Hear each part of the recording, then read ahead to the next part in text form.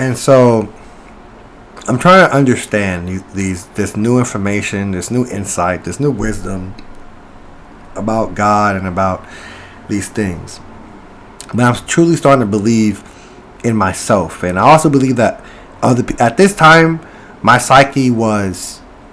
What I would say is this: I believe that people had powers in this world, that people were out to get me, that my closest friends became very paranoid. Not in the sense that I felt like I was in danger, but I felt as if there was opposition against me and they were trying to kill me in some way. Not kill like physically hurt, but more like kill in the sense that they're killing who I am spiritually. But I just said, I told my friends, oh, you guys trying to kill me, someone's going to betray me. And I got that message months before it actually happened. And yes, I'll get into that, but I did get betrayed, and I kept saying someone's going to betray me. And I don't know how, when, or who. But so, moving past that, we essentially get to a really weird course of events. Now, this is really weird. I felt as if I was going through an internal battle, and my girlfriend was part of it. I don't know how she was part of it or what she was doing at the time, but it was as if my heart was in her hands, and I had to gain that back. And we were going through it, but I gained insight that she wasn't deserving of my power, or she didn't deserve at the time to have my heart. And I'm walking home from the market, and it's as if my heart was placed back into my chest. I felt an alignment of energies within my being. It's as if I got like someone took my heart and I got it back. Super, super weird. But I just gained some knowing that I have balance now. I sit in the middle of my energies. Something similar to that. Now, as soon as that happened, I felt amazing. I felt powerful. I felt dominating. I felt as if I was supercharged. And then the next day, everything's great. Everything's amazing. My grandma wants to go to the market. So I get to the market, and everything is just so great and amazing, and everything's golden. Everything is golden. Everything is gold, sparkling. The aisles are gold. Everything is like semi-gold plate, like a light radiates from everywhere. And I remember there was a story about a person who went and saw God on his throne, and how light was everywhere and encompassed everywhere. And there was no need for a sun because God's light encompassed everywhere. And it's as if this day I was in heaven. I was in heaven. And I always thought about, what does heaven on earth mean? Well, physically you're here, but mentally you're somewhere else. Mentally you can travel to heaven. And I do feel as if I was there. And everything was golden. Everything was great and amazing. I was happy. And my grandma was right there with me. But I know she wasn't in heaven with me. I was there, but we were both in the physical reality. But heaven was through my body, through my mentality. And it was amazing. And it was gold light everywhere. And everything was amazing and great. And there was some tests for sure. There was some tests, like there was there was like a whole bunch of gift cards just stacked up there, and I grabbed them because I'm thinking, oh, it's heaven, I can take whatever I want, and those are traps. Even in heaven, you're judged, and I put them back because I said, no, why do I need this?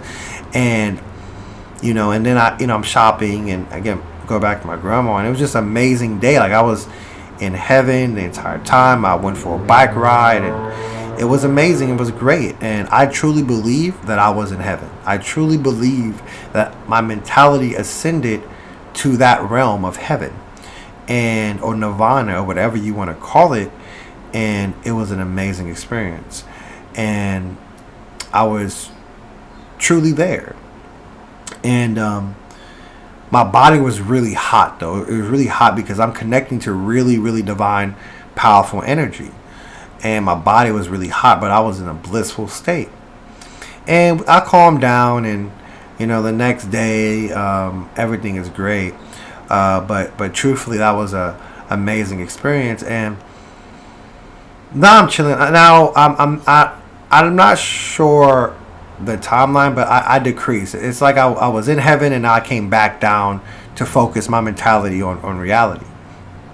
Okay, and I think God, like, this is what I believe. I believe God allowed me to experience that heaven just so I can know that I'm there, that I'm welcomed, that it exists.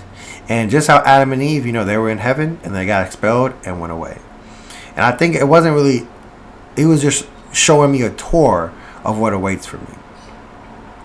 And the next day, this gets so crazy. The next day, I'm keep in mind, by the way, I'm trying to tell my friends all these things, all these different things I'm experiencing, and nobody wants to hear it. More like, it seems like they're just scared to talk about God, and I can't understand that. Why would you be scared? But I do feel like a lot of people feel like they're unworthy to be in God's presence. That that they wouldn't want to talk to God because they feel like they have nothing to offer, or they're not worthy. I don't know. But it's weird to me that no one was really showing me support and empowerment from my experience, but more like terror and agony for it. Super weird. And so I read about a lot of God mythologies at this point because I'm just interested, because now I believe that somehow, some way, these realities are real, and we are connecting to this information about other realities. And what I mean by that is, like, nonfiction is information about our reality expressed, and nonfiction is simply information about other realities that cannot be expressed in this reality. So I'm thinking Kratos could be real, or Zeus or Hercules or Odin. And so I really admire the Game of Thrones, not Game of Thrones, sorry, but I really admire the God of War Kratos video games. And so I start reading his lore. I start, for maybe hours, I read about how he was raised in Sparta, how he became a Spartan warrior, and how he,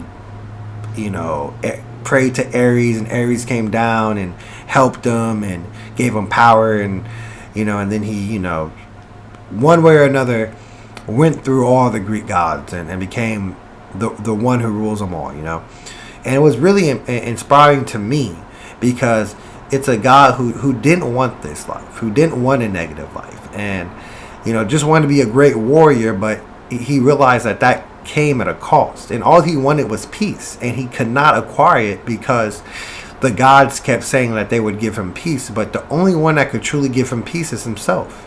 And no God would tell them that. They just kept saying, "Oh yeah, we'll help you, but you got to do a whole bunch of things for us first." Kind of putting him in and giving him tasks that he could complete, but they can never complete what he wants. To take away his terror from inside of the life he lived, essentially. And after about 2 hours of that, I get my inner voice tells me to go see my grandmother. Go see my grandmother. I say, okay, no problem. So I go see my grandmother, and I got my book, God Conversations book, and I'm reading, and she gives me like a coat, and inside the coat is like multi-rainbowed color, and it reminds me of the robe of like the rainbow robe from the Bible. I was like, interesting. Okay, so I take the coat, and to keep in mind, like, I'm not smoking constantly, but I am smoking throughout this whole experience. Not at first, but I start to do it, and my grandma offers me some weed. And I truly believe psychedelics, weed, and other drugs open your mind for certain influences. And that's when my inner voice said, essentially prepare for battle. That I was going to mentally battle my uncle. And we'll continue from there.